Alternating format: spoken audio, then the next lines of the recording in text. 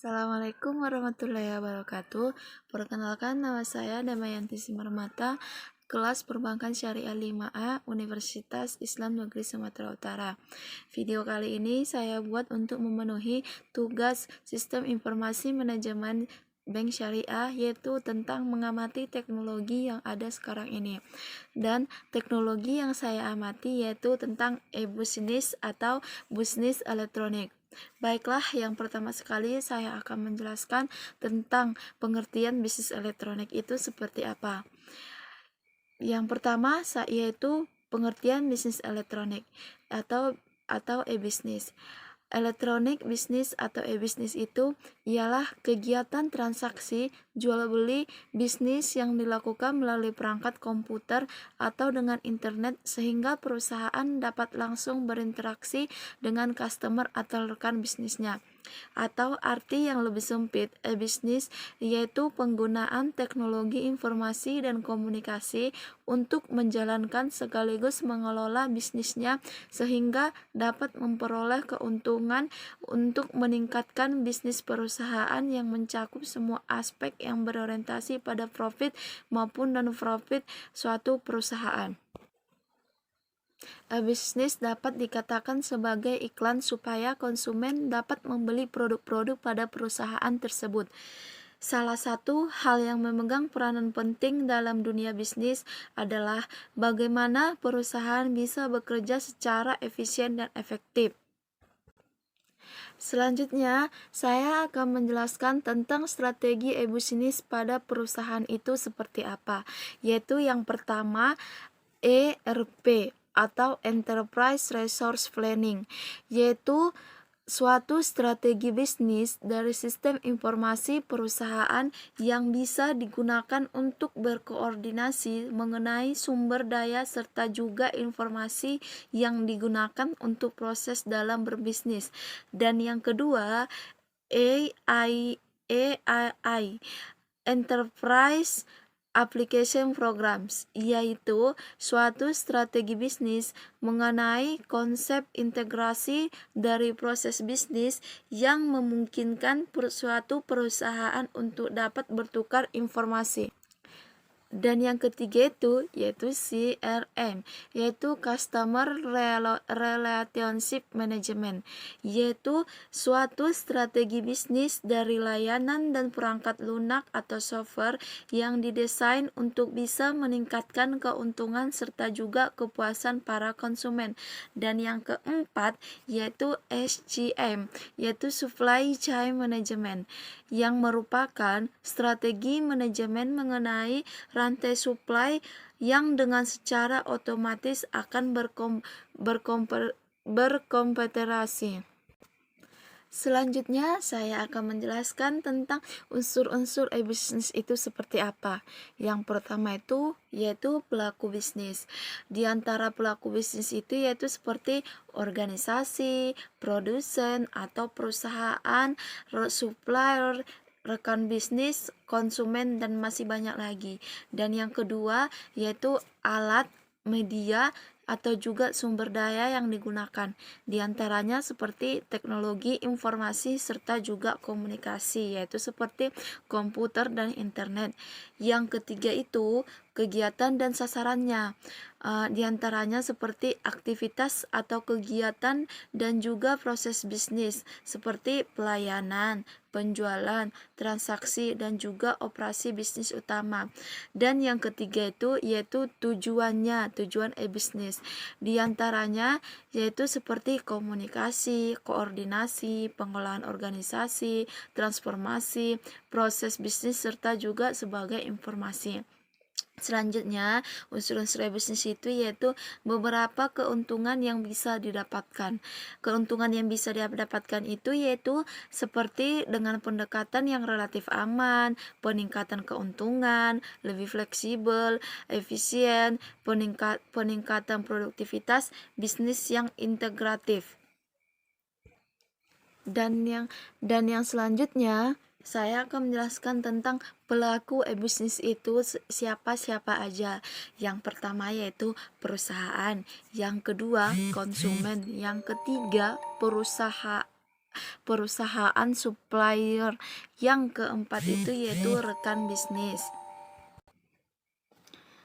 Selanjutnya, saya akan menjelaskan tentang langkah dan tips memulai bisnis itu. Yang pertama, putuskan apa yang ingin dijual.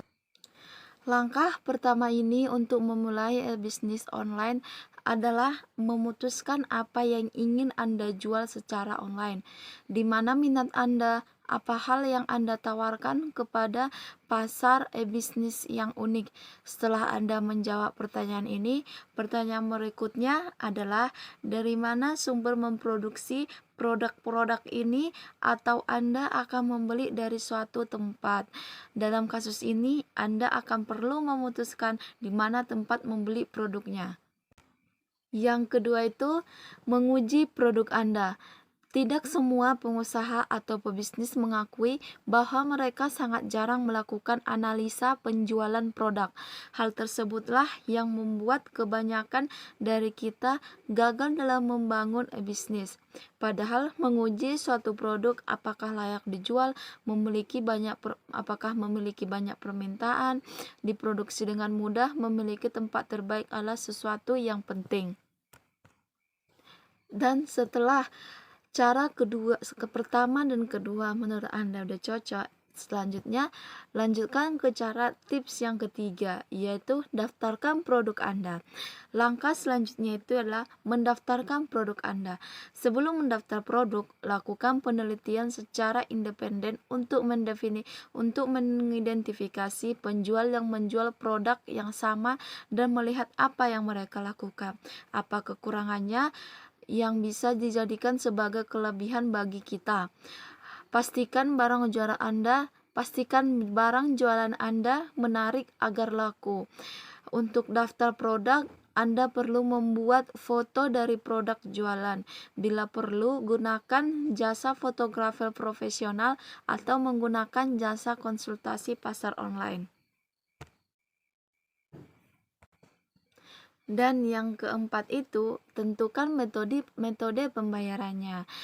Tentukan metode pembayaran yang memudahkan Anda maupun konsumen menyelesaikan transaksi bisnis tersebut.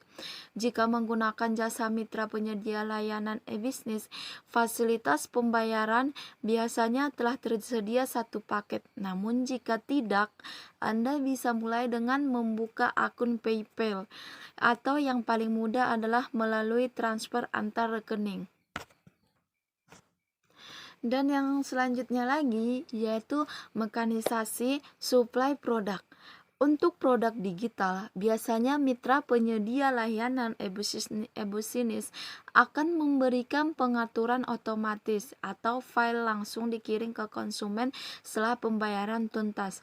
Khusus produk fisik, terdapat beberapa hal yang perlu diperhatikan pada tahap awal menjalankan e-bisnis, yaitu gunakan jasa pengiriman barang atau bisa kita sebut dengan pihak ketiga dari bisnis kita yang paling kita percayai, yang memiliki ongkos kirim paling kompetitif, maksudnya yang paling murah, serta memiliki area jangkauan pengiriman yang luas. Kita harus memilih jasa kirim yang memang alokasinya itu luas, jangkauan orang itu memang luas, jangan yang pas-pasan, karena pun kadang customer kita itu kadang di wilayahnya yang tidak terjangkau gitu. Dan yang kedua itu, buatlah jadwal pengirimannya kapan. Pengiriman barangnya kita harus tentukan itu kapan, jadi biar kita bisa konsultasi ke customernya langsung. Nah, setelah langkah 1 sampai ke 5 udah siap, udah Anda laksanakan, selanjutnya langkah yang terakhir yaitu mulai menjual produk Anda tersebut. Untuk menjual produk Anda, seperti kita tahu, harga memainkan peran penting dalam mendapatkan pelanggan, yaitu harga. Jangan membuat harga produk terlalu tinggi. Bila perlu, pertimbangkan penggunaan bantuan dari tim ahli pasar online. Nah, setelah Anda melakukan langkah pertama sampai ke 5, saatnya Anda melakukan langkah yang terakhir, yaitu mulai menjual produk Anda. Seperti kita tahu, harga memainkan peran penting dalam mendapatkan pelanggan. Jangan membuat harga yang terlalu tinggi pada produk Anda. Bila perlu, Anda mempertimbangkan barang yang dijual dengan harga yang cocok untuk barang tersebut. Dan saya akan menjelaskan tentang keuntungan yang bisa didapatkan dari e-bisnis itu. Keuntungannya seperti apa ya? Yang pertama itu memperluas pasar. Dengan menggunakan e-bisnis, perusahaan atau juga pembisnis akan dapat memperluas pasarnya sehingga bisa memasuki pasar nasional atau bahkan ke internasional, sehingga pembisnis itu dapat menjangkau banyak pelanggan dimanapun ia berada, walaupun dalam negeri dan di luar negeri sekalipun. Yang kedua yaitu menekan biaya telekomunikasi serta juga waktu transaksi dan juga penerimaan produk. Yang ketiga yaitu konsumen ini dapat melihat barang, spesifikasi, serta informasi lainnya dengan melalui internet, sehingga tidak perlu repot-repot untuk harus mendatangi penjual, seperti yang di pajak pasar pada umumnya. Yang kelima itu meningkatkan citra yang baik di mata para konsumen. Tentunya hal tersebut apabila dengan pelayanan yang baik juga, sebab dengan media internet, informasi itu bisa dapat dengan cepat tersebar dan masih banyak lagi keuntungan yang lainnya. Selanjutnya yang paling penting kita harus mengetahui kelebihan dan kekurangan e-bisnis tersebut. Karena kalau kita melakukan melakukan tindakan apapun, mengambil suatu alat entah apalah gitu kan, kita harus tahu kelemahan dan kelebihannya itu seperti apa. Dan sekarang saya akan menjelaskan tentang kelebihan dan kelemahan e-bisnis itu seperti apa. Yang pertama, saya akan menjelaskan kelebihan e-bisnis itu seperti apa. Yang pertama, aksesnya mudah.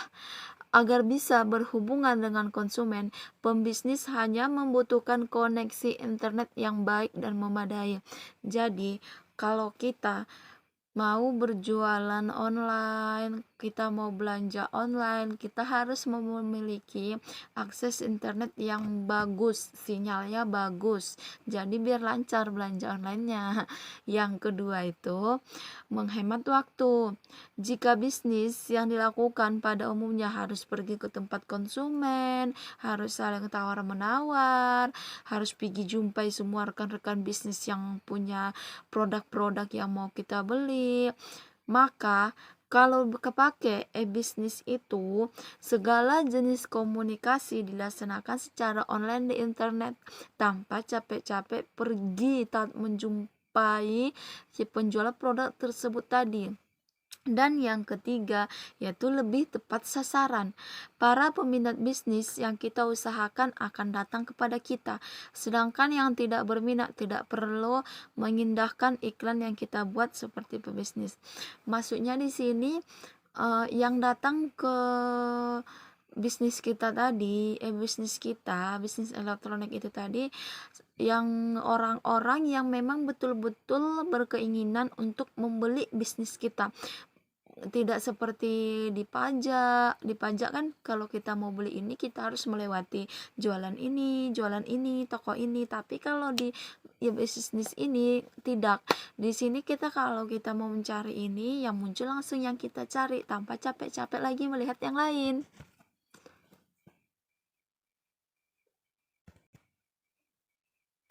Dan yang keempat itu, kita berbisnis online, kita mempunyai bisnis online atau yang disebut dengan e-bisnis ini, kita tidak membutuhkan modal besar.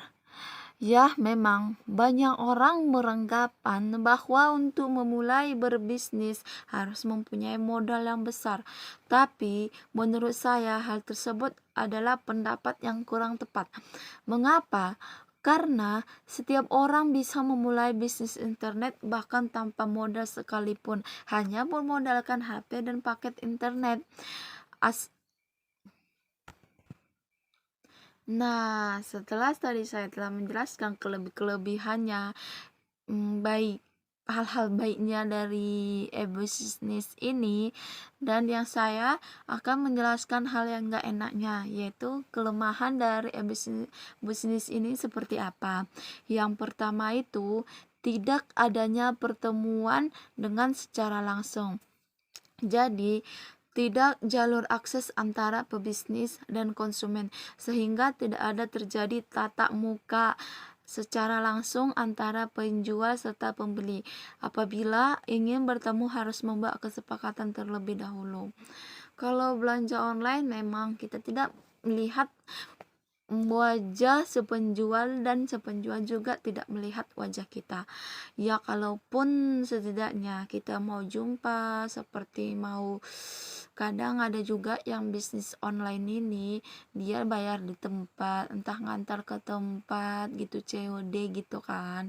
Disitulah baru kita nampak mukanya, itulah kita harus buat janji dulu terlebih dahulu. Dan yang kedua itu kelemahan dari e-bisnis ini yaitu berisiko terjadinya penipuan.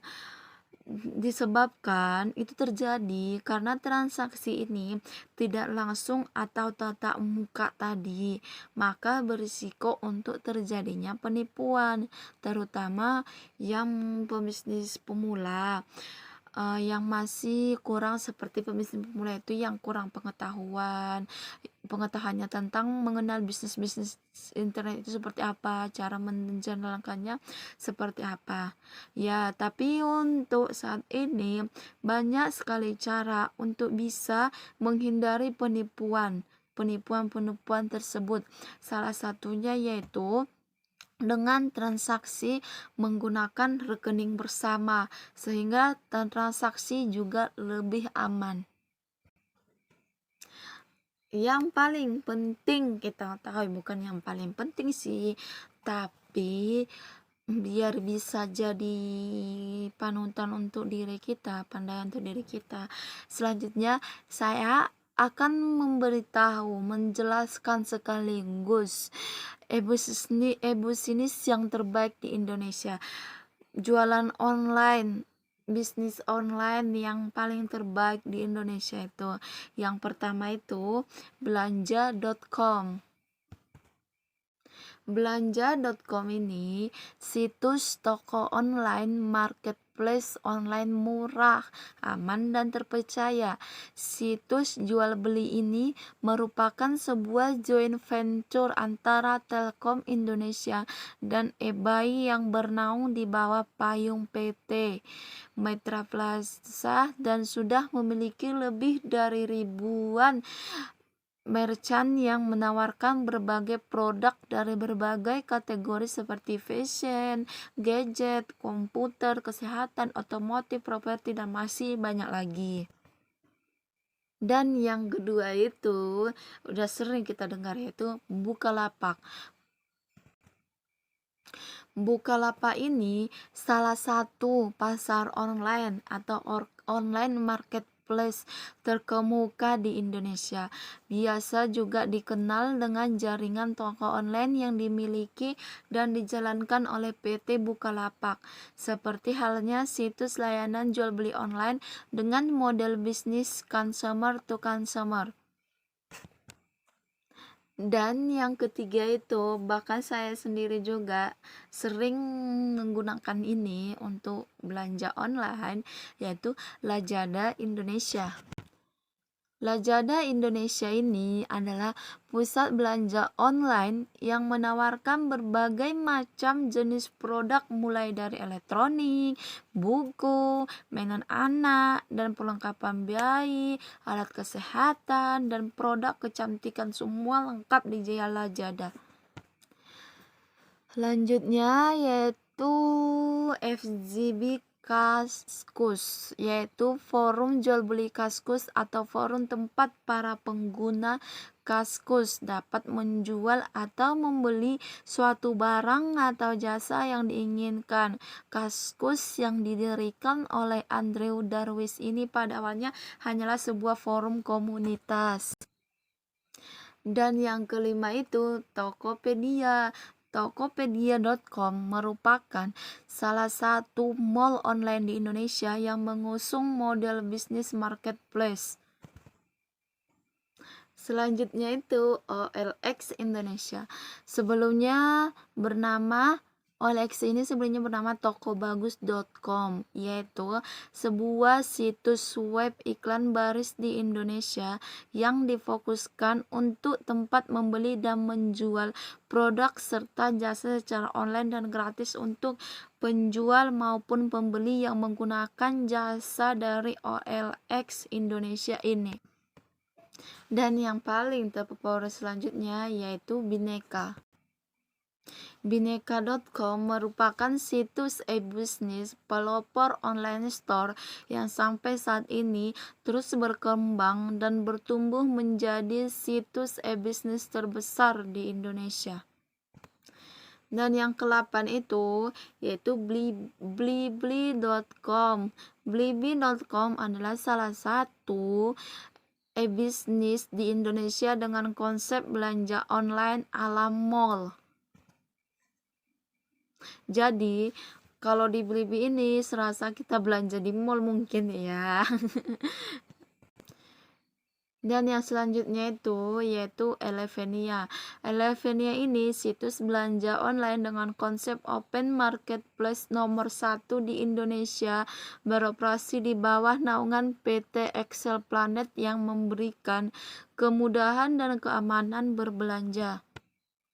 Dan yang terakhir itu Zalora Indonesia, yaitu situs belanja online yang menyediakan kebutuhan mode pakaian terdiri dari produk berbagai merek baik lokal maupun internasional. Cukup sekian penjelasan dari saya. Saya berharap dengan adanya video saya ini, penjelasan saya ini tentang bisnis online, saya mengharapkan saudara-saudara semua, teman-teman, enggak semua sih, teman-teman yang melihat video saya ini mudah-mudahan tertarik dan kita bisa melaksanakan bisnis online gitu kan, jualan online, ini nambah-nambah uang jajan, nambah-nambah penghasilan, bisa juga. Saya mengharapkan semua bisa mengerti dan memahami bisnis online itu seperti apa dengan adanya video saya ini. Untuk penjelasan yang saya buat mungkin masih banyak kurangnya, masih banyak kesalahan dan kesilapannya. Untuk itu saya meminta maaf dengan kekurangan saya itu, lebih dan kurangnya saya minta maaf. Cukup sekian dari saya ucapkan terima kasih. Assalamualaikum warahmatullahi wabarakatuh.